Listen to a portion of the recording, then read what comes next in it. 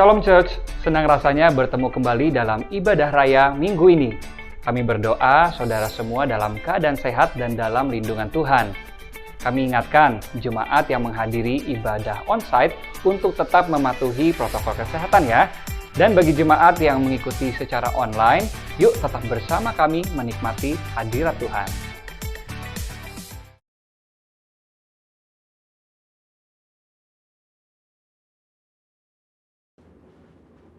Shalom saudara, pada Foresight Pentecost hari ini kita akan melanjutkan pembahasan mengenai Gender Identity Challenge dan LGBTQ bagian yang kedua. Saudara, kita semua harus mengerti bahwa gender identity itu berpengaruh pada perilaku seksual dalam hal ketertarikan fisik dan hasrat seksual seseorang. Maka dari itu kita semua harus mengerti bahwa gender identity seseorang harus benar terlebih dahulu, baru kita bisa membahas mengenai ketertarikan fisik dan hasrat seksual seseorang termasuk yang menyimpang seperti LGBTQ. Agar saudara lebih mengerti, ada perbedaan antara ketertarikan fisik dengan hasrat seksual. Ketertarikan fisik merupakan perasaan ketertarikan kepada seseorang karena faktor biologis atau secara fisik seperti penampilan, wajah, bentuk tubuh, suara, bau tubuh, tatapan, dan sebagainya yang bisa terjadi sesaat atau untuk waktu yang lama. Tapi yang saudara harus ketahui bahwa tidak selalu objek yang membuat ia tertarik selalu lawan jenis. Contohnya, ada seorang anak cowok yang ngefans banget sama boyband K-pop karena suara dan performa panggungnya. Sedangkan hasrat seksual adalah tindakan untuk merealisasikan ketertarikan fisik, baik itu bisa di dalam pikiran atau secara fisik berhubungan seksual. Ini merupakan suatu pilihan mau dilakukan atau tidak. Hasrat seksual yang sah hanya dapat dilakukan antara laki-laki dan perempuan yang sudah menikah. Dari sini kita bisa melihat bahwa gender identity merupakan kunci sebelum memasuki tahapan ketertarikan fisik dan hasrat seksual. Jika gender identity-nya sudah terjadi penyimpangan, maka secara otomatis ketertarikan fisik dan hasrat seksualnya terjadi penyimpangan.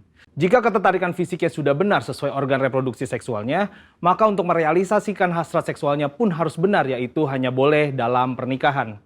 Sampai di sini terlihat sekali bahwa hasrat seksual LGBTQ, baik yang dituangkan dalam bentuk hubungan fisik maupun pikiran seperti fantasi dan juga semua hasrat seksual kaum heteroseksual yang terjadi di luar pernikahan, semuanya adalah salah dan merupakan dosa. Maka dari itu dalam Imamat 18 dan 20 ayat ke-10 sampai ke-21 jelas melarang segala perzinahan dan percabulan, ketertarikan fisik yang tidak wajar, dan pelaksanaan hasrat seksual yang menyimpang kepada orang tua, saudara kandung, saudara tiri, sepupu, sanak saudara, dan bahkan kepada binatang. Lebih lagi Tuhan Yesus dalam Matius 5 ayat ke-27 sampai 30 menegaskan bahwa jika seseorang memiliki hasrat seksual di dalam hatinya, meskipun belum direalisasikan dalam tindakan fisik, hal tersebut juga adalah dosa. Nah, sampai di sini mungkin saudara bertanya, bagaimana langkah pemulihan bagi mereka yang mengalami Gender Identity Challenge dan LGBTQ? Ternyata langkah pemulihannya sama dengan semua yang jatuh dalam dosa, yaitu bertobat, berbalik dari dosa, dan datang kepada Tuhan Yesus untuk pengampunan dosa, serta memberi diri untuk bertumbuh ke arah Dia. Dan juga dalam hal hasrat seksual, orang-orang percaya dipanggil untuk menyalipkan segala keinginan daging yang berdosa, serta mengendalikannya sebagai bagian dari disiplin rohani. Maka dari itu yang paling terpenting ialah bagaimana langkah kita sebagai anak mudanya Tuhan dalam menanggapi LGBTQ ini. Saudara bisa melakukan 3M. M yang pertama adalah mengasihi. Saudara pasti sudah sangat mengerti bahwa kita dipanggil untuk mengasihi sesama, namun mengasihi bukan berarti berkompromi terhadap kebenaran firman Tuhan.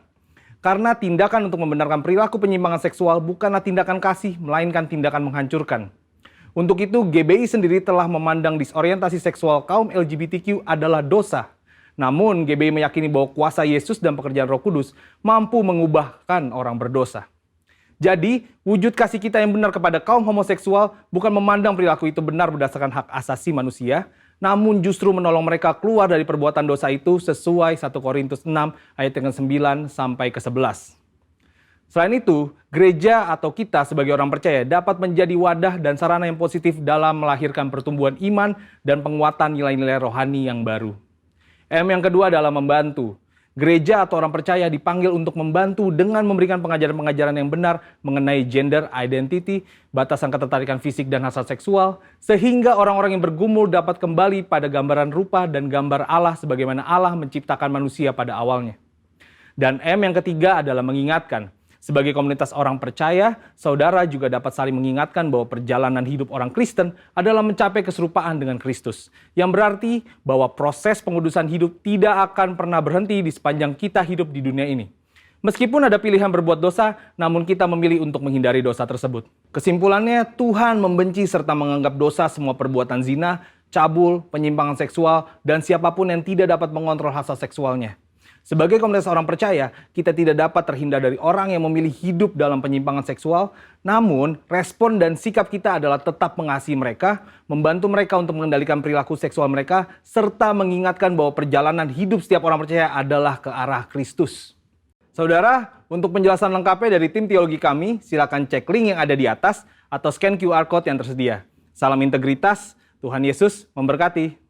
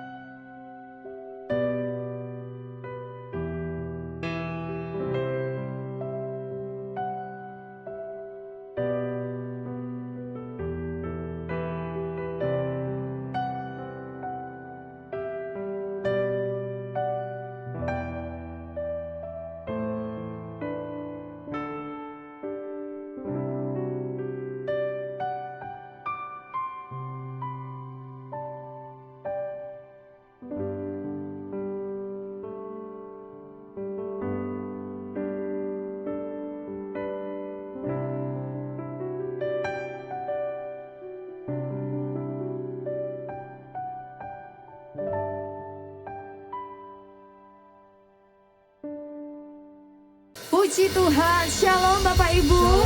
Sekali lagi Shalom, jemaat Tuhan GBI Puri Indah, apa kabar hari ini? Luar biasa. Oh, saya dengar ada perkataan luar biasa. Itu iman Bapak Ibu, amin. Amin. Saya percaya kita semuanya terus mengalami perkenanan Tuhan, kebaikan Tuhan, kemurahan Tuhan dalam hidup kita. Hari ini kita berikan kesempatan kembali oleh Tuhan untuk boleh sama-sama beribadah. Mari sebelum kita mulai ibadah kita hari ini, mari kita bersatu dalam doa. Kami mengucap syukur Tuhan buat kebaikan Tuhan dan apa yang Tuhan sudah izinkan terjadi dalam hidup kami. Kami percaya semuanya mendatangkan kebaikan bagi kami yang mengasihi Tuhan. Pengharapan kami hanya satu, yaitu di dalam nama Yesus Kristus Tuhan. Hari ini Tuhan, kami berkumpul secara online Tuhan untuk beribadah. Kami tetap percaya Tuhan hadir bersama-sama dengan kami dan Tuhan pasti menikmati ibadah kami pada hari ini. Terpujilah namamu Tuhan Yesus. Kami rindu lewat pujian kami, penyembahan kami hari ini. Hati Tuhan disenangkan. Di dalam nama Yesus kami siap memulai ibadah ini. Haleluya, haleluya. Mari sama-sama katakan amin, amin, amin. Mungkin saya boleh kasih kesempatan dulu, mungkin sih boleh lihat kiri kananmu, nanya kabar dulu, apa kabar hari ini? Biasa. Luar biasa, amin. I'm good. Mungkin hari-hari ini terasa berat, tapi kita tetap percaya Tuhan tidak pernah meninggalkan kita, amin. Karena Dia sangat mengasihi kita. Kita kekasih jiwanya, kita anak-anaknya. Haleluya, haleluya. Mari sama-sama berikan tepuk tangan bagi Tuhan kita yang baik. Sebab hanya Dialah Tuhan yang benar. Sebab hanya Dialah Tuhan di atas segala Tuhan. Sebab hanya Dialah Juru Selamat satu-satunya. Pengharapan kami hanya di dalam Engkau Tuhan Yesus. Haleluya. Katakan kau gunung batuku. Kau gunung batuku dan kau kota bentengku, tak akan ku ragu. Kau menjamin hidupku. Kau keselamatanku dan kau yang membelaku, tak akan ku takut.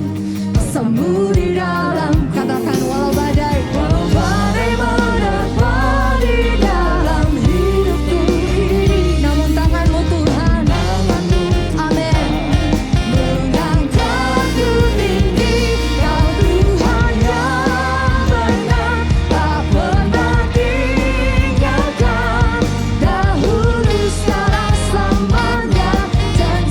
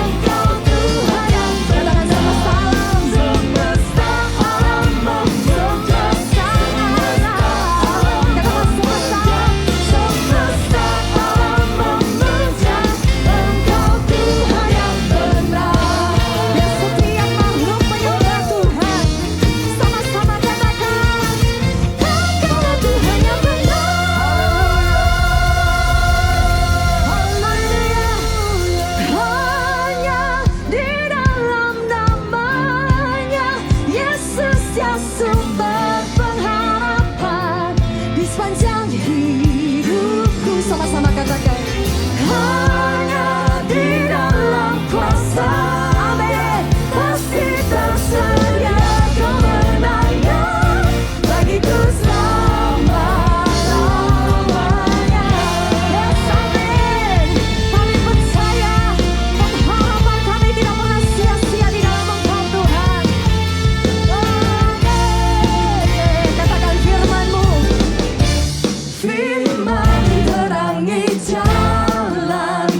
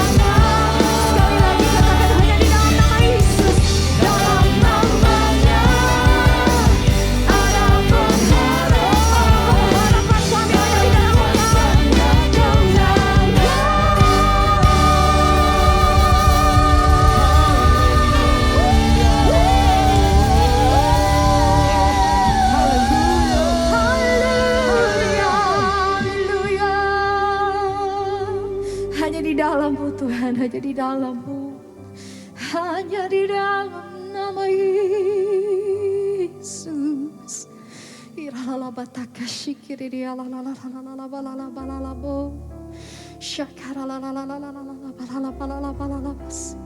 Mari teduhkan hatimu, mari siapkan hatimu. Mari masuk lebih lagi dalam ruang Maha Kudusnya. Mari bawa hatimu, bawa persembahanmu, bawa penyembahanmu untuk Tuhan. Katakan kepada Tuhan, Tuhan, ini aku datang menghampirimu, membawa persembahan ke Tuhan. Seluruh hidupku hanya untukmu Tuhan Yesus. Tuhan yang mengasihiku, Tuhan yang begitu sayang.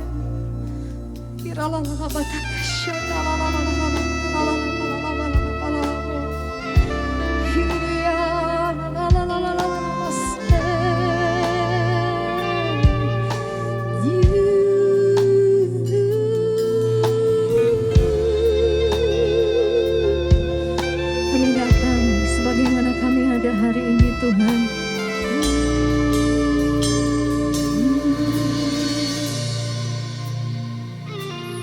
Ku datang Tuhan dalam hadirat-Mu, berhiaskan kekudusan. Seluruh surga sujud menyembah-Mu, ku tersungkur dan berseru,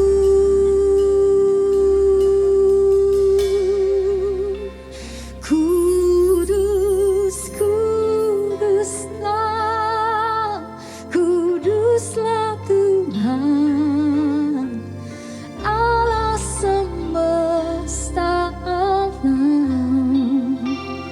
Kudus, kuduslah, kuduslah Tuhan, surga bumi menyembah.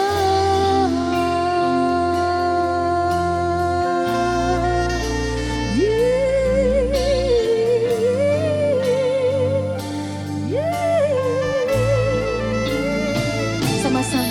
Ku datang Tuhan dalam hadirat-Mu, berhiaskan kekudusan. Seluruh surga sujud menyembah-Mu, ku tersungkur dan berseru. Katakan ku datang Tuhan, ku datang Tuhan dalam hadirat-Mu, berhiaskan kekudusan. Seluruh surga sujud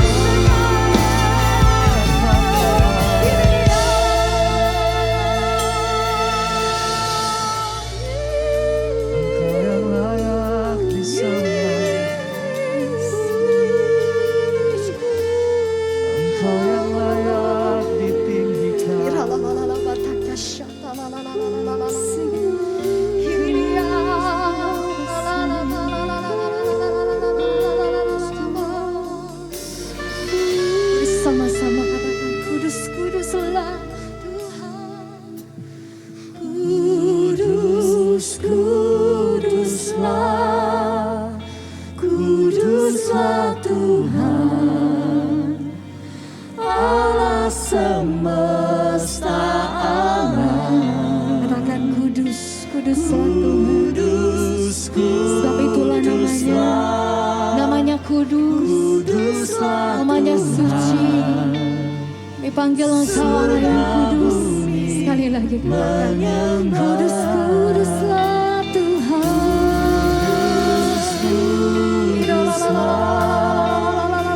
Kuduslah Tuhan, Allah semesta alam.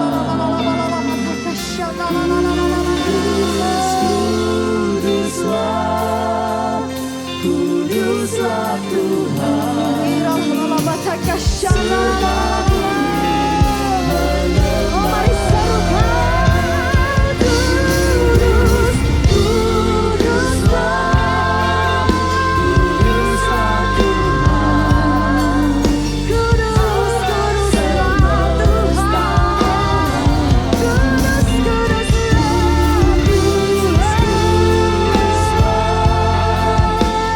kuduslah Tuhan,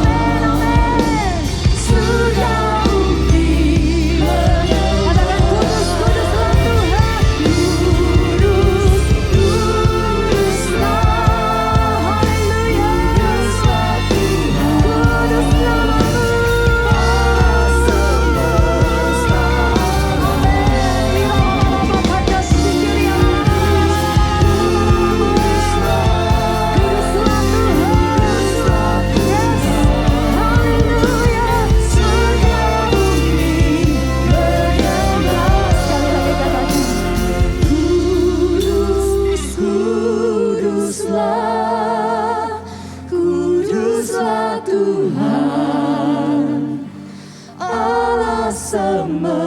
bersama para malaikat dan orang-orang kudus-Mu berdiri di hadapan tahta-Mu, menaikkan pujian kami.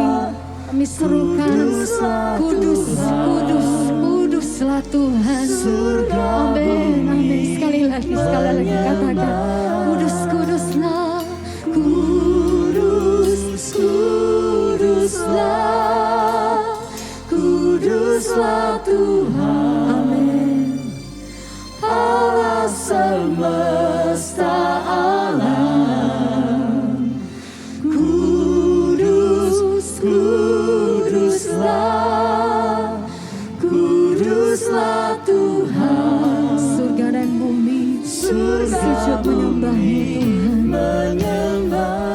Surga dan bumi, surga bumi menyembah.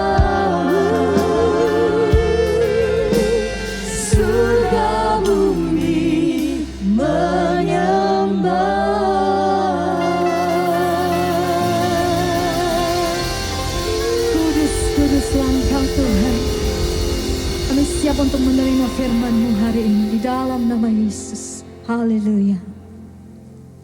Ya, Shalom jemaat Tuhan yang ada di GBI Puri, dengan semua yang ada. Saya bersyukur pada Tuhan. Apa kabar semuanya? Saya yakin oleh kemurahan Tuhan kita semua, roh jiwa tubuh kita baik-baik dan sehat. Itu semua karena Tuhan masih memberi kita kepercayaan untuk kita tetap terlibat dalam kehendak Tuhan. Saya bersyukur benar-benar pada Tuhan untuk kepercayaan hari ini bisa melayani ibadah Bapak Ibu semua di GBI Puri lewat online service pada hari ini ya. Saya bersyukur untuk kakak rohani saya yang baik, sahabat baik saya, Pastor Samuel Gunawan, dengan semua diaken pengerja yang ada di GBI Puri, ada di GBI HOB tentunya, dan di beberapa cabang yang lain. Saya bersyukur tentunya. Nah, tanpa menggurui, tanpa sok tahu, tanpa paling pintar, tanpa merasa paling kuat sama sekali, enggak. Tapi saya datang sebagai hamba Tuhan, sebagai orang yang Tuhan beri anugerah untuk bisa melayani Dia. Nah, hari ini saya akan sampaikan pada Bapak Ibu semua, bagaimana sih kita punya sikap hati yang benar. Ya, sikap hati yang benar. Saudara, tahun ini gereja saudara temanya adalah The Year of Integrity, tahun integritas. Nah, saya ingin mengajak kita bagaimana sih kita punya sikap hati yang benar. Kita harus akui hari-hari ini yang namanya kekecewaan itu lagi meningkat di mana-mana. Ya, orang bisa kecewa pada keadaan, bahkan orang bisa kecewa pada institusi, orang bisa kecewa dengan semua hal yang sekarang sedang terjadi. Nah, kalau orang tidak punya sikap hati yang benar terhadap kekecewaan, nanti yang terjadi apa? Ya, pahit, kemudian apa? Negatif. Bayangkan, sekarang ini ngajak orang untuk berpikir positif saja susah loh. Bayangkan, saya sebagai hamba Tuhan, saya selalu berkata pada orang-orang yang saya layani, yuk berpikir positif. Sebab salib itu kan lambang positif, tapi orang berkata susah, Pak. Coba bayangkan ya. Saya tahu di tengah tekanan yang luar biasa, saya berharap GBI Puri dan jemaat yang ada tentunya kita tetap akan fokus kepada cara berpikir firman yang kuat. Nah, saya akan mengajak Bapak Ibu semua, nanti di screen pasti akan ditampilkan kitab Yakobus pasal yang pertama, ayat yang kedua sampai ayat yang kelima tentunya ya. Nah, kita tahu kitab Yakobus ini isi utamanya adalah tentang kedewasaan, mature ya. Itu tentang kedewasaan di dalam Kristus ya. Jadi kedewasaan itu penting banget. Yakobus itu yang menulis kitab ini adalah Yakobus saudara tirinya Yesus. Dia anaknya Yusuf dan Maria. Ada 5 Yakobus di Alkitab. Misalnya Yakobus saudaranya Yohanes, anak-anak Zebedius, dan beberapa Yakobus yang lainnya. Orang ini sebetulnya punya aliran atau mazhabnya keras karena dia punya background Yudaism. Ya, salah satu cirinya apa? Tidak mau orang Israel bergaul dengan bangsa lain.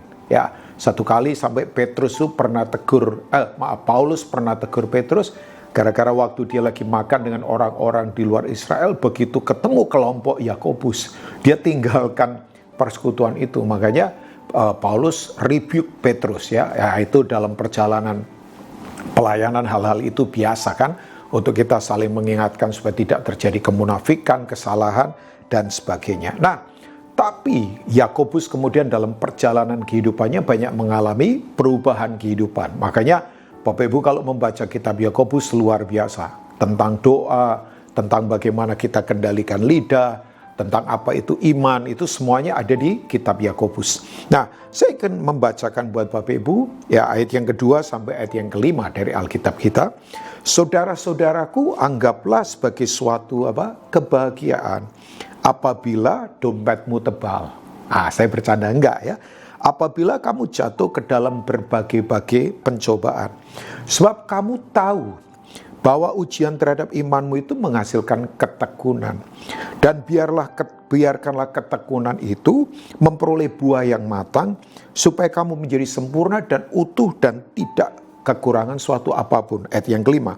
Tetapi apabila di antara kamu ada yang kekurangan hikmat, hendaklah ia memintakannya kepada Allah yang memberikan kepada semua orang dengan murah hati, dengan tidak membangkit-bangkit, maka hal itu akan diberikan kepadanya. Jemaat yang setuju katakan amin. Ini ayat-ayat ini kalau orang tidak betul-betul memahami dan kemudian mau untuk dewasa, ya memang ayat ini seperti ayat yang gak enak sekali. Tapi dia berkata bahwa ternyata di tengah krisis kita itu harus putuskan untuk tetap kita berbahagia kan. Ya, sebab saya harus katakan ini buat Bapak Ibu semua. Karena Tuhan itu sudah taruh semua yang terbaik di dalam kita. Ya, kitab Petrus berkata bahwa segala sesuatu yang berguna untuk hidup yang saleh itu Tuhan sudah taruh di dalam roh kita. Ya, makanya sekarang yang konsentrasi pada hal-hal yang materi akan tergoncangkan. Ya, semua yang materi-materi sekarang tergoncangkan. Kita harus lebih banyak sadar pada kehidupan rohani sekarang daripada sadar kehidupan yang materi. Karena materi tidak bisa menolong, uang tidak bisa menolong, posisi tidak bisa menolong, apalagi fasilitas tidak bisa menolong tentunya ya. Nah, apa yang kita harus terus bangun di masa seperti ini? Kan tadi saya katakan, kalau orang kecewa, bayangkan, itu bisa terjadi apa? Mulai meragukan, ada keraguan. Di mana ada kekecewaan, pasti ada keraguan. Nah, kalau sudah ragu, biasanya dia akan kehilangan identitas. Dia lupa bahwa kita ini anak-anak Allah. Yohanes 1 ayat 12. Setiap orang yang percaya padanya beroleh apa? Akan menjadi anak-anak Allah. Exousia. Itu ada otoritas itu, ada divine authority, lo bayangkan. Ada otoritas ilahi yang sangat luar biasa. Ya, kalau Bapak Ibu nanti mau lihat misalnya contoh ya, 1 Samuel 27 satu kali Daud itu berpikir negatif tiba-tiba karena tekanan dari luar. Dikejar-kejar Saul, kemudian apa disalah mengerti, bayangkan ditombak, ya. Hanya kira-kira beberapa mili ya lewat dari tubuhnya, kemudian apa dikejar-kejar mau dibunuh karena Saul itu apa ya, itu memang susah ya kalau punya pemimpin suka cemburu, cembokul begitu tuh bahasa kerennya. Orang kalau cembokulan, cemburuan itu dia itu paling susah itu ya. Tapi Daud kemudian berkata, satu kali pasti aku akan mati di tangan Saul, jadi aku akan lari saja. Dia larinya kemana? Dia larinya ke Gad. Kenapa? Kenapa saya katakan kok harus kita mengerti ini? Gad itu adalah kota di mana ada raksasa yang pernah dibunuh oleh Daud.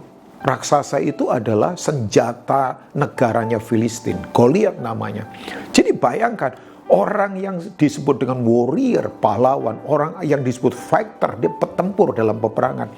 Karena kecemasan, kekhawatiran, dia diseret ke daerah musuh dan ditaklukkan di sana. Pertanyaan saya, apakah Daud mati dibunuh oleh Saul?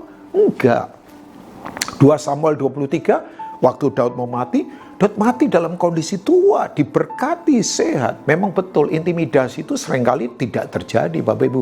Makanya Bapak Ibu jangan mau diintimidasi. Intimidasi itu tidak akan terjadi, percayalah, dalam hidup kita, asal kita ada di dalam Tuhan. Nah, buat saya, mari kita putuskan untuk tetap ada di dalam apa? Kekuatan Tuhan. Ya, Daud tidak mati dibunuh oleh Saul, ya. Daud memenangkan banyak pertempuran. Yang saya khawatir kalau orang sudah ragu, nanti begini, standar hidupnya diukur berdasarkan standar dunia. Dia lupa bahwa standar saya, standar Bapak Ibu semua yang ada di GBI Puri ini, ukurannya adalah firman Tuhan. Dunia mau berkata apa terserah. Ukuran standar kita adalah firman Tuhan. Makanya saya putuskan dalam hidup, Yesus itu adalah Alfa Omega dalam hidup saya. Yang setuju katakan amin. Buat hidup Bapak Ibu juga. Kalau dia yang memulai, biar dia yang mengakhiri. Ya, dia yang memulai hidup saya, biar dia yang mengakhiri hidup saya. Bukan penyakit, bukan apa kata dunia. Tapi biar Tuhan yang memulai dan mengakhiri hidup kita. Yang penting kita tahu kehendaknya apa yang harus kita kerjakan. Nah, dari ayat-ayat ini, bagaimana kita punya sikap hati yang benar di masa seperti ini? Yang pertama ternyata adalah ini dia. Bahwa kenapa dia berkata berbahagialah. Ya, waktu kamu jatuh ke dalam berbagai-bagai pencobaan. Ya, nanti saya akan jelaskan konklusi di akhir khotbah ini tentang 2 kata. Anggaplah dan kita tahu. Ini penting sekali. Anggaplah sebagai suatu kebahagiaan kalau kamu jatuh ke dalam berbagai-bagai pencobaan. Nah, kata pencobaan, Bapak Ibu ya. Pencobaan itu berasal dari kata asli namanya parismas. Itu artinya begini, tekanan dari luar supaya memunculkan kemurnian dari dalam. Ya. Jadi makanya tadi saya katakan bahwa Tuhan itu sudah menaruh semua yang baik di dalam kita. Yang setuju katakan amin. Apa yang baik di dalam kita? Kuasa Roh Kudus ada di dalam kita. Hikmat Tuhan ada di dalam kita. Damai sejahtera ada di dalam kita. Nah, Tuhan itu mau hari-hari ini. Saya satu kali tanya sama, saya panggil dia Mami, ya namanya Ibu Elizabeth Philip. Mungkin Bapak Ibu pernah dengar atau pernah melayani di gereja GBI Puri. Mungkin Pak Samuel Gunawan juga kenal beliau kan. Beliau seorang wanita sederhana, ya, tapi pelayanannya berdampak. Ratusan anak yang dia biayai di sekolah yang beliau bikin dan guru-guru yang dibayar secara profesional. Saya tanya sama beliau, tiap bulan bisa keluar berapa? Ratusan juta loh, bayangkan. Secara fisik beliau terbatas karena penglihatannya juga sudah maksudnya nggak bisa melihat kan. Tapi mata rohaninya luar biasa. Saya banyak belajar dari beliau. Saya kenal beliau puluhan tahun yang lalu. Ya, jadi saya kenal sudah cukup lama. Saya tanya, Mam, apa yang sekarang harus kita hadapi ke depan? Dia berkata, Bin, gereja sekarang lagi dimurnikan. Wow, saya begitu mendengar itu, oh iya ya. Jadi memang tekanan ini tujuannya adalah supaya gereja ada dalam kemurnian. Ya, Bapak Ibu, Tuhan mau kita murni loh. Makanya kalau Bapak Ibu membaca Matius 3 ayat 12, ya, kitab Matius berkata begini, alat penampi sudah ada di tangannya. Dia itu akan memisahkan gandum dari jerami sekam, chaff, sekam, jerami. Itu akan dipisahkan di tempat namanya tempat apa? Pengirikan. Tempat pengirikan itu kan tempat di mana gandum dipisah dari sekam, jerami. Sekam itu sesuatu yang enteng, yang tidak ada isinya kan, Bapak Ibu semua tahu. Jadi Tuhan memang lagi murnikan gerejanya lewat tekanan-tekanan yang ada. Bahkan saya ini sebagai hamba Tuhan, sekarang ini kalau saya boleh berkata, ini masanya di mana para pendeta betul-betul diuji loh. Apakah hidupnya itu, pelayanannya itu memang calling atau hanya sekedar jabatan? Atau hanya sekedar profesi. Sekarang kalau orang pelayanan tidak calling, di masa seperti ini tidak gampang.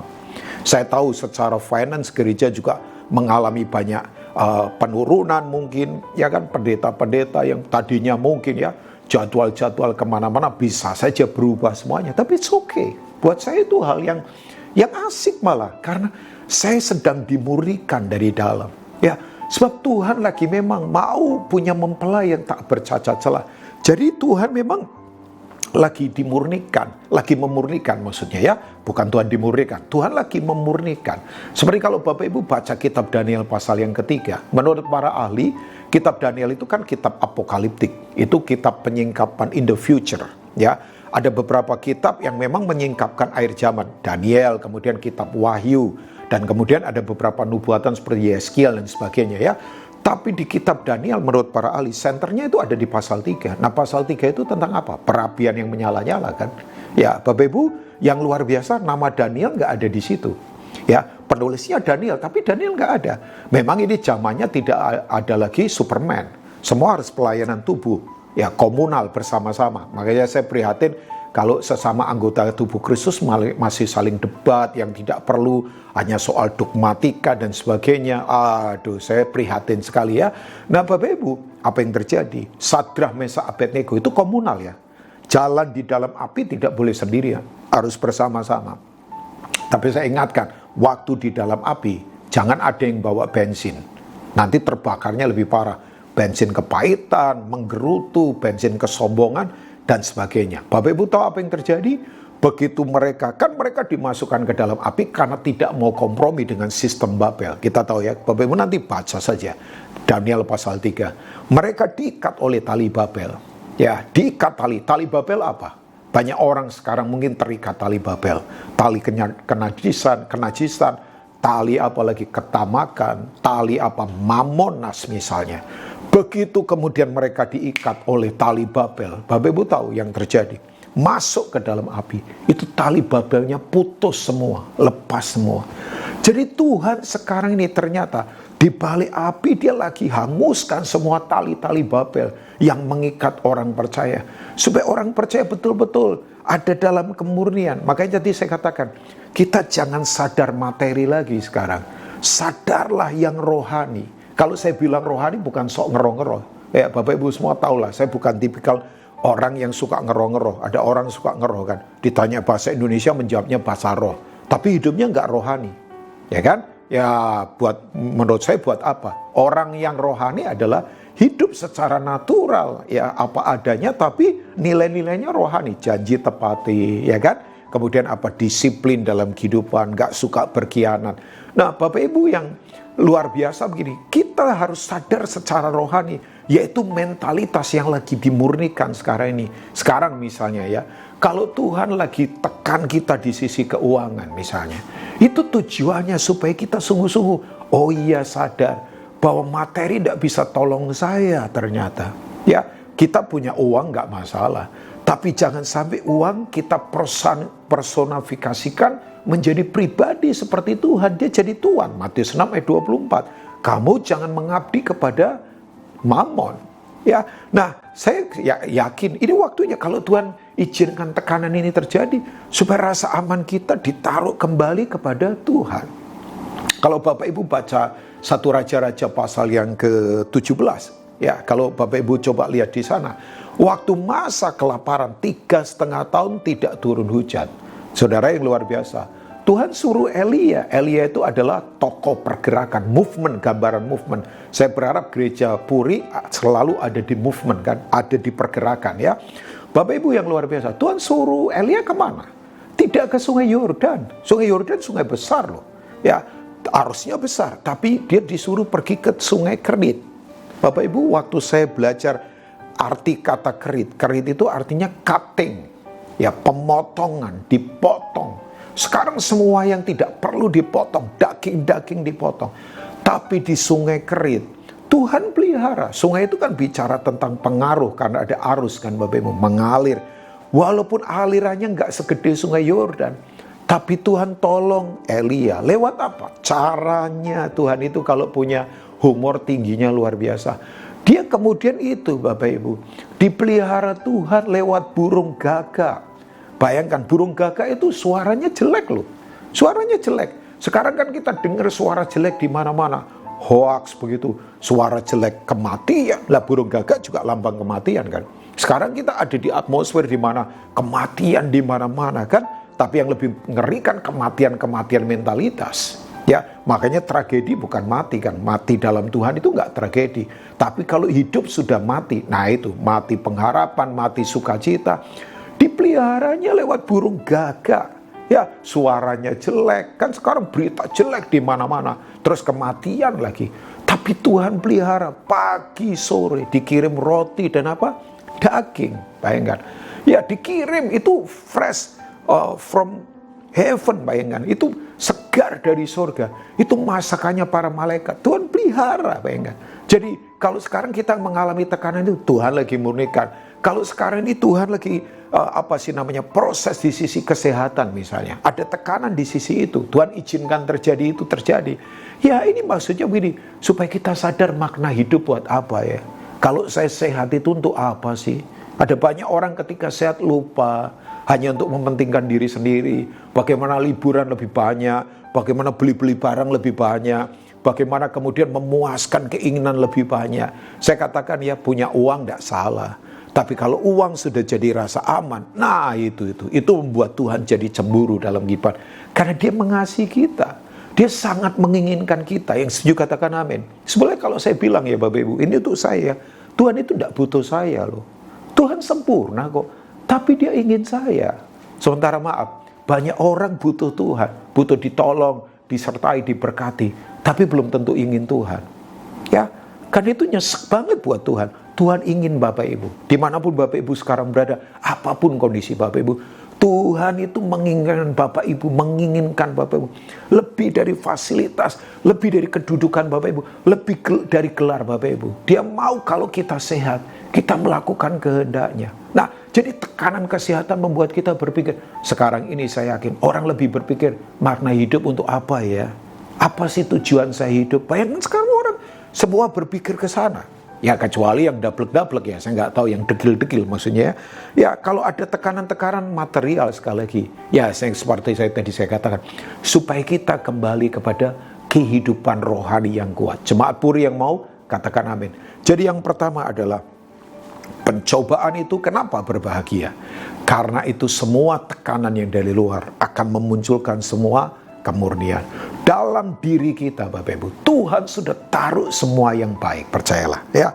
Nah yang kedua adalah ini dia Bapak Ibu. Selalu ujian iman.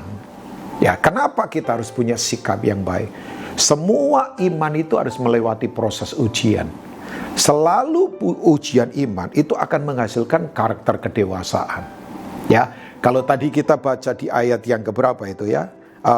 Ayat yang ketiga. Bahwa ujian terhadap imanmu itu akan menghasilkan perseverance ya, ketekunan. Ya, tekun itu apa Bapak? Tekun itu karakter gereja mula-mula waktu Roh Kudus melawat. Ya, mereka bertekun dalam pengajaran rasul-rasul. Mereka bertekun dalam persekutuan. Ya, sekarang kata tekun itu saya agak prihatin, mulai hilang. Ya, orang harusnya tekun dalam Tuhan ya, tekun. Tekun itu begini, melakukan sesuatu terus-menerus dengan kesadaran dan perenungan yang dalam. Ya, jadi begini Bapak Ibu semua, bahwa begini, kalau ya walaupun ketekunan itu seperti orang terpukul begitu, tapi dia tetap melangkah Bapak Ibu. Nah, saya tahu begini, iman itu memang harus diuji lewat semua proses kan. Kalau Bapak Ibu membaca Ibrani pasal 11, para pahlawan iman itu kan semua orang-orang yang lahirnya dari krisis yang ada. Musa mengalami krisis, Abraham mengalami krisis, Yusuf mengalami krisis, dan sebagainya ya. Nah, kalau Bapak Ibu lihat di Yakobus tadi pasal pertama ayat 3 dan sampai ayat yang keempat, bahwa di situ unsur-unsur mentalitas Kristus ada ketika orang mau diproses, imannya diproses. Misalnya apa? Kamu akan menjadi sempurna di situ ya. Kata sempurna itu kalau nggak salah di ayat 4. Kata sempurna itu berasal dari kata teleos. Itu artinya mature, kedewasaan. Terus kamu utuh. Utuh itu apa? Integritas itu. Ya, kemudian kamu tidak kekurangan suatu apapun. Itu bukan hanya soal uang saja, tapi tidak kekurangan strategi rohani, tidak kekurangan karakter yang kuat di dalam kehidupan. Nah, saya seringkali menggambarkan kehidupan itu seperti 3 benda ya Bapak Ibu ya. Saya berharap ini menggambarkan ya. Misalnya 3 benda itu adalah telur, wortel, atau kopi. Ya, itu semua benda kan. Nah, ketiga-tiganya itu misalnya telur itu kan gampang pecah. Ya Bapak Ibu, kalau telur jatuh ya pecah. Wortel agak sedikit keras lah, walaupun bisa dipatah ya, tapi bisa agak keras begitu. Tapi kopi ya, kopi itu powder begitu ya, kopi yang sudah ditumbuk kan, yang sudah jadi bubuk. Nah, ketiga-tiganya itu kelihatannya kan biasa saja, tapi membedakannya kapan? Waktu dikasih air panas mendidih.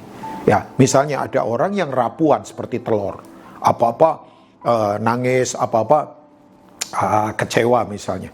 Tapi begitu masuk ke dalam air, bayangkan, dia jadi keras. Hatinya keras, ya kekecewaannya begitu luar biasa, kepahitannya keras. Nah, kemudian kalau wortel, kelihatannya keras. Walaupun wortel bisa digado juga kan, secara mentah. Tapi waktu masuk ke dalam air, jadi apa? Jadi itu lembek. Ada orang yang kelihatannya di depan keras kan. Wah, prinsipnya keras. Begitu mengalami tekanan, kompromi dan sebagainya. Tapi saya suka kopi. Nah, saya berharap kita semua seperti kopi ya, senang pasti ya yang suka minum kopi ya. Ada beberapa orang yang suka minum kopi kan. Nah, kopi kalau masuk ke dalam air yang mendidih itu luar biasa, baunya harum ya, bahkan kemudian membuat orang bisa rileks, santai, apalagi dibarengin sama pisang goreng coba ya. Saya sering kali dikasih Pak Santoso pisang goreng, walaupun saya tidak makan gorengan, tapi keluarga saya makan pisang. Itu nikmatnya luar biasa. Nah, itu tuh kehidupan seperti itu. Jadi Bapak Ibu, kalau memang kita lagi diproses, memang sekarang ini supaya kita menjadi dewasa, ada tujuan ilahi. Jadi dalam Tuhan, apa saja yang terjadi, itu selalu punya divine purpose, percayalah. Makanya Paulus berkata begini, bagiku hidup itu adalah Kristus, mati adalah keuntungan. Tapi kalau aku harus hidup, aku harus menghasilkan buah. Jadi antara hidup dan mati itu satu level, tidak ada yang lebih baik, semuanya baik kok Bapak Ibu ya. Ya orang kalau mati ketemu Tuhan kan. Tapi kalau aku harus hidup, itu berarti aku harus menghasilkan buah. Jadi dalam proses-proses yang ada Bapak Ibu, ya kita tetap harus begini, tetap menjadi dewasa. Ya kan? Coba Bapak Ibu semua pasti tahu ya, bahwa antara rasa sakit dan kenikmatan itu selalu harusnya paralel. Ya, makanya ada penulis buku namanya Philip Yancey. Ya, nggak tahu Bapak Ibu pernah dengar, dia seorang filsafat Kristen yang diurapi Tuhan. Kalau membaca bukunya dia mesti diulang itu beberapa kali, karena perenungannya dalam.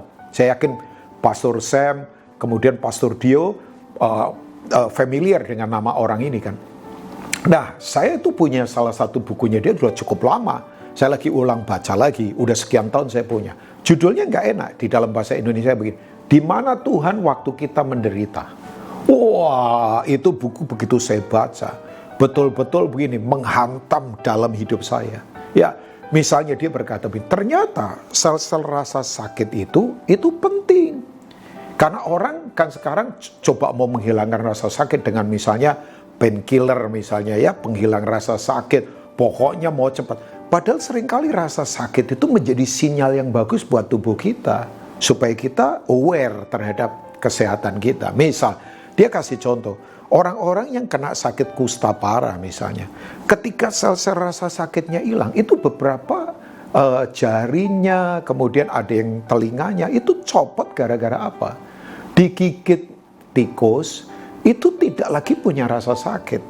Ya, jadi makanya terapinya ada, dia punya kenalan namanya Profesor Dr. Paul Brand yang melayani orang-orang kusta di India selama sekian puluh tahun. Salah satu terapinya selain dia menyelidiki bagaimana mengembalikan rasa sakit itu ke tubuh manusia yang kena kusta tentunya, dia kasih kucing pada para penderita.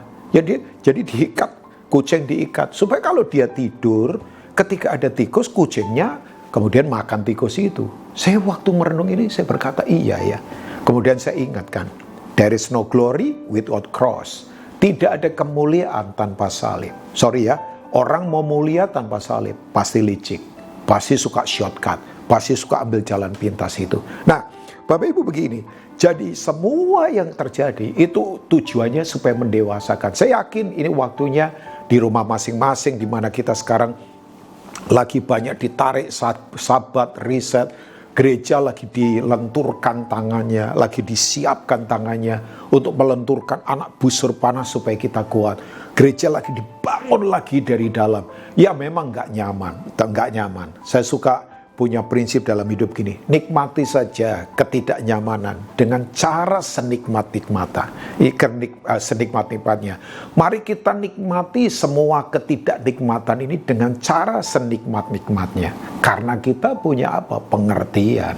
Ya, kita punya pengertian. Ya, satu hamba Tuhan pernah sharing, seorang hamba Tuhan yang diurapi sudah almarhum, dia pernah berkata begini, lawan daripada burung terbang itu adalah sayap yang diterjang oleh angin, ya udara. Jadi lawan dari burung adalah sayapnya terhadap angin. Lawan dari pesawat terbang adalah sayapnya dihantam oleh tekanan angin. Tapi tekanan angin itu kalau dihilangkan, burung tidak bisa terbang, pesawat tidak bisa terbang. Lawan dari kapal untuk melaju ke pulau-pulau, ke negara lain, ya, itu adalah baling-baling dihantam oleh tekanan air. Tapi begitu tekanan air, angin tekanan air itu dihilangkan, ya kapal nggak bisa kemana-mana. Jadi pada saat bersamaan itu menjadi opposite, menjadi musuh. Tapi pada saat bersamaan itu mendorong kita maju. Makanya kata problem, ya Bapak Ibu sering dengar kata problem. Problem itu berasal dari kata Yunani yang artinya apa? Dilemparkan ke depan supaya lebih maju. Coba bayangkan, luar biasa ya. Makanya waktu Daud berkata dalam Mazmur 119 ayat 71, dia berkata, bahwa aku tertindas itu baik bagiku. Bayangkan, supaya aku belajar ketetapan Tuhan. Jadi belajar paling bagus memang adalah lewat experience kehidupan. Saya kalau berkata begini bukan kita cari masalah, kita cari apa. Tapi di tengah situasi yang tidak gampang ini, saya percaya ini waktunya akan bangkit pahlawan-pahlawan yang kuat. Bahkan saya bernubuat di gereja Puri ini akan bangkit next generation, ya, yang sungguh-sungguh dipakai Tuhan. Saya senang sekali melihat Pastor Dio dengan angkatannya Tuhan pakai, dan beberapa anak muda yang lainnya di bawahnya Pastor Dio yang Tuhan lagi siapkan. Saya percaya akan terjadi movement yang luar biasa ke depan ini. Ya, saya yakin. Jadi ujian-ujian ini akan mendewasakan kita kan. Ya, Bapak Ibu yuk, mari kita melihat ini dengan sudut pandang yang benar. Pertempuran Daud dan Goliat itu bukan sekedar pertempuran fisik kan. Itu pertempuran apa? Pertempuran sudut pandang terhadap kehidupan. Ya kan? Daud itu datangin Goliat dengan pakaian sederhana, pakaiannya sendiri. Dia coba dipinjemin pakaian tentaranya Saul, kegedean, dan tidak bisa dia. Dia pakai pakaiannya sendiri sebagai gembala. Dia datang dengan ketapel, dia ambil beberapa butir batu kecil yang ada di sungai. Ya, waktu dia datangin Goliat, bayangkan Goliat tinggi besar. Tapi Alkitab berkata begini, cara berpikir Goliat itu cara berpikir yang salah. Pikirannya cuma isinya anjing saja, pikirannya najis. Makanya dia berkata, anjing ke aku, kamu mendatangi aku dengan ketapel. Jadi pikirannya itu pikiran yang salah. Tapi Daud punya cara berpikir yang berbeda. Aku datang dengan nama Tuhan semesta alam, Jehovah Sabaoth. Ya, Allah bala tentara surgawi. Bapak Ibu percayalah, kita ini punya sudut pandang, Tuhan berdaulat, Tuhan dahsyat, apapun yang terjadi, dia tetap pegang kendali. Orang sekarang berkata, apakah ini virus karena konspirasi? Saya tidak mau ke sana, terserah. Ya kan? Bapak Ibu mau konspirasi, mau apa? Memang virusnya ada yang jelas.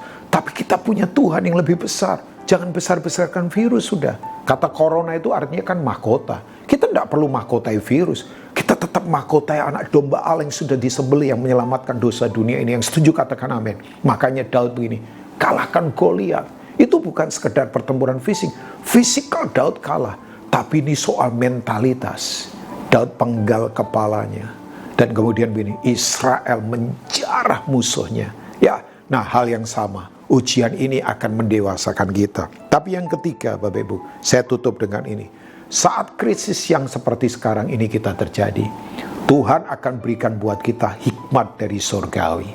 Makanya di ayat yang kelima dari Yakobus 1 tadi, tetapi apabila di antara kamu ada yang kekurangan hikmat, hendaklah ia memintakannya kepada Allah, yang memberikan kepada semua orang dengan murah hati dan seterusnya. Bukan tidak ada hikmat, tapi kekurangan hikmat. Ada, tapi orang tidak terkoneksi ke dalam.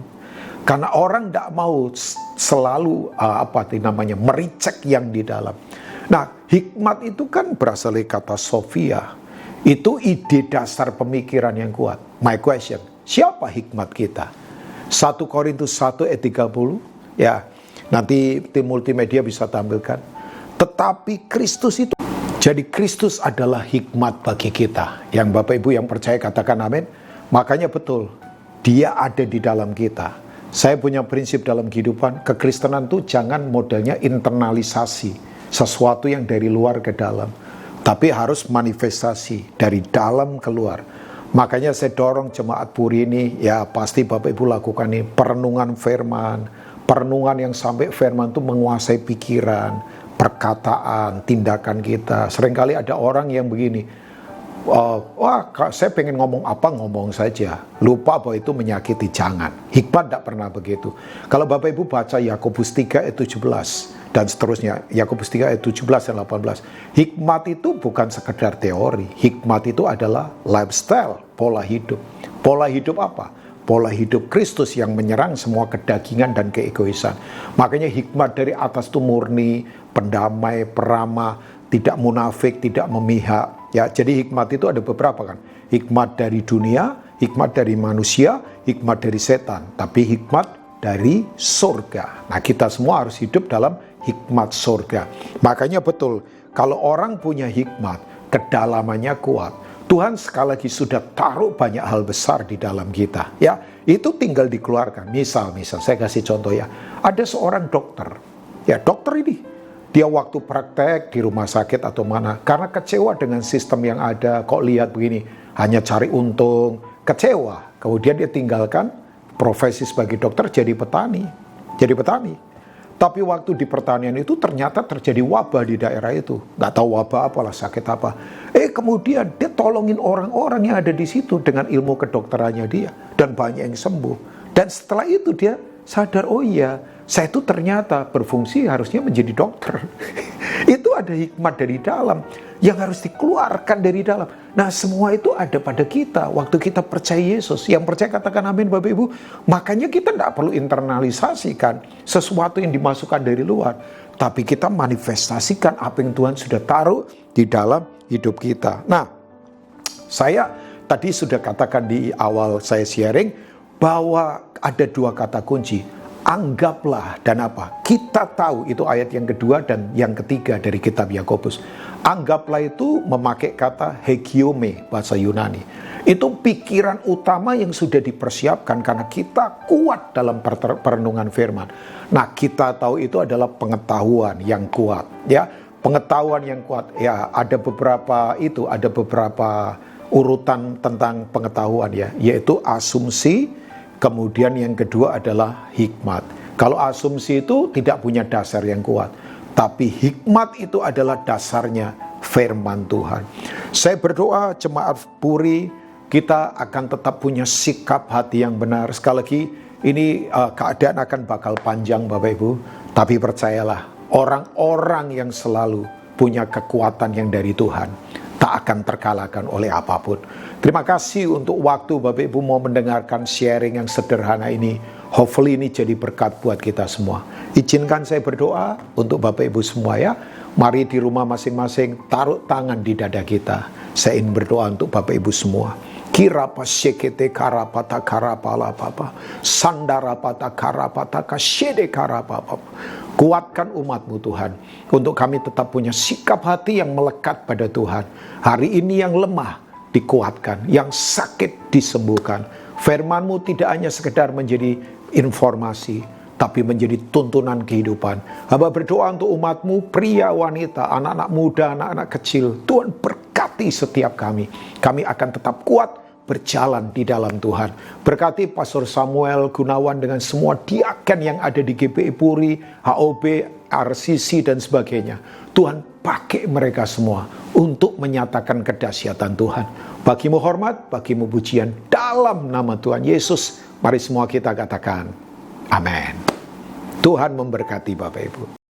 Haleluya, haleluya. Kita sudah mendengarkan firman Tuhan yang luar biasa dahsyat hari ini. Amin. Saya percaya kita semuanya diberkati lewat firman Tuhan. Terima kasih untuk hambanya yang sudah menyampaikan firman Tuhan. Tuhan senantiasa terus mengurapi dan memberkati pelayanan hambanya. Haleluya. Baik Bapak Ibu, kita akan berikan persembahan kita hari ini.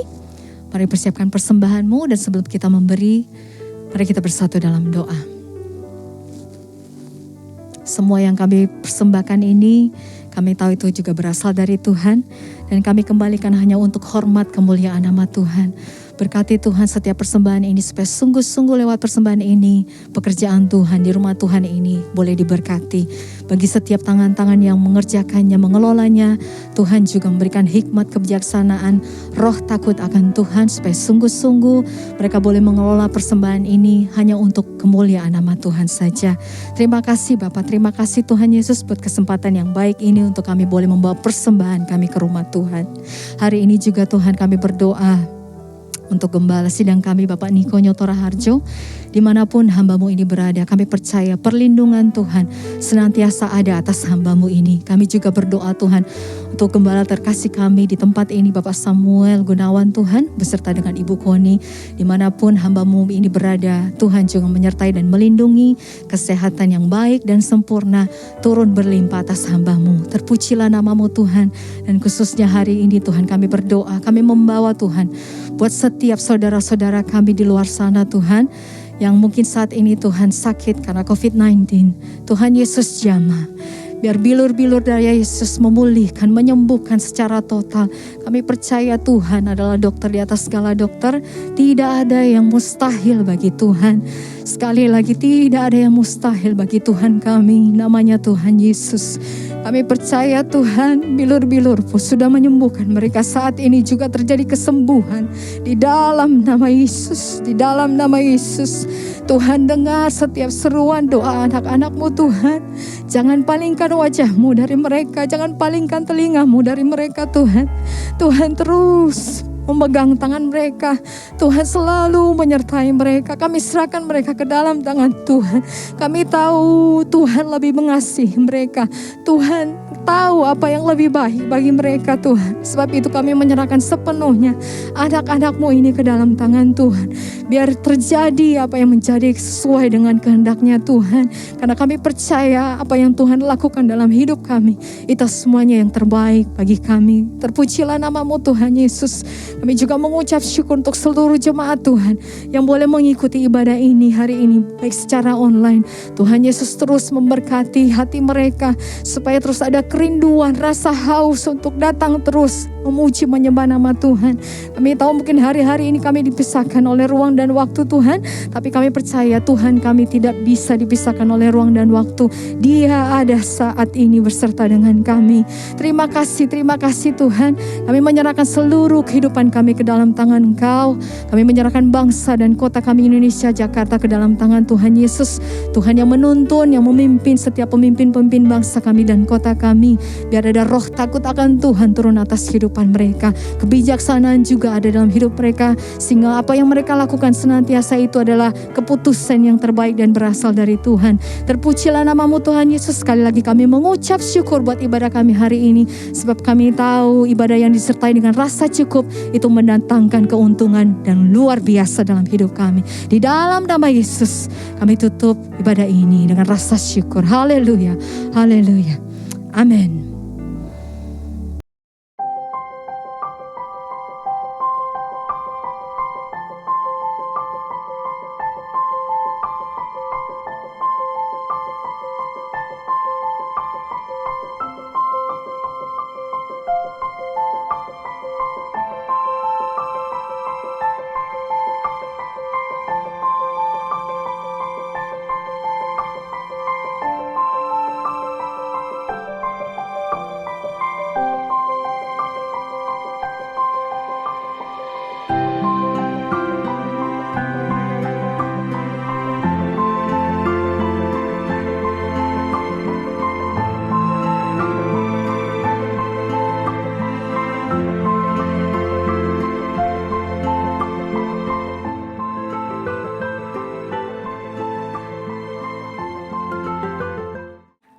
Arti Pentakosta ketiga. 1. Pentakosta ketiga adalah pencurahan Roh Kudus yang dahsyat di zaman ini, melebihi yang terjadi di Azusa Street. 2. Pentakosta ketiga akan mengakibatkan penuaian jiwa yang terbesar dan yang terakhir sebelum Tuhan Yesus datang kembali. 3. Pentakosta ketiga akan membangkitkan generasi Yeremia, yaitu anak-anak muda yang dipenuhi Roh Kudus, cinta mati-matian kepada Tuhan Yesus, tidak kompromi terhadap dosa, dan akan bergerak untuk memenangkan jiwa. 4. Pentakosta ketiga lahir di Indonesia dan bergerak ke bangsa-bangsa. Gerakan ini dari timur ke barat dan akan kembali ke Yerusalem.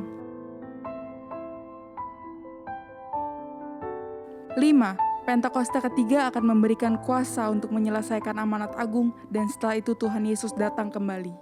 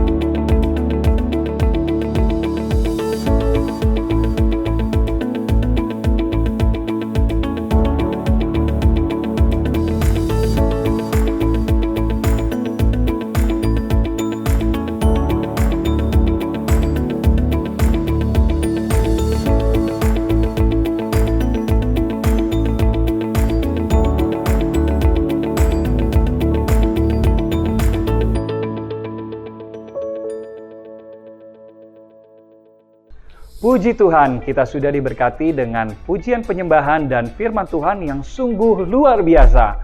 Sebelum kita mengakhiri ibadah, mari kita simak informasi berikut ini. GBI Puri Indah rindu untuk tetap terhubung bersama dengan saudara. Maka itu kami memberikan informasi seputar kegiatan kami yang dapat saudara lihat melalui aplikasi dan Instagram GBI Puri Indah. Memberi adalah bagian dari ibadah kita. Bagi saudara yang ingin berpartisipasi dalam pelayanan GBI Puri Indah Peduli, saudara dapat menabur ke nomor rekening diakonia berikut ini. Bagi saudara yang membutuhkan informasi lebih lanjut, dapat menghubungi nomor yang tertera di layar saudara. Demikian informasi yang dapat kami sampaikan. Tuhan Yesus memberkati. Kita akan menyelesaikan ibadah kita pada hari ini. Mari kita bangkit berdiri, kita mengangkat kedua tangan kita, membuka hati dan fokuskan pikiran kita kepada kasih yang telah Tuhan berikan dalam hidup saudara dan saya.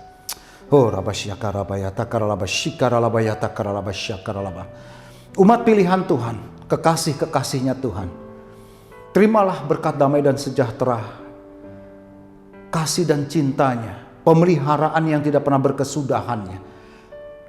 Dan ketahuilah apa yang tanganmu kerjakan, Dia mampu menjadikannya baik. Kemana kakimu melangkah, Dia menyertai engkau dan memberikan keberuntungan yang daripadanya. Agar lewat itu nama Tuhan Yesus Kristus diberitakan, kabar baik disampaikan, dan hidupmu jadi berkat buat banyak orang yang berkekurangan. Di dalam keluargamu, Jakarta, Indonesia, bahkan di seluruh muka bumi ini. Mulai dari hari ini sampai selamanya. Dalam nama Bapa dan Anak dan Roh Kudus. Dalam nama Tuhan Yesus. Yang percaya sama-sama kita berkata amin. Tuhan memberkati Bapak Ibu sekalian. Tetap semangat, tetap kuat. Saya percaya Tuhan tidak pernah lalai untuk menepati janji-janjinya. Amin.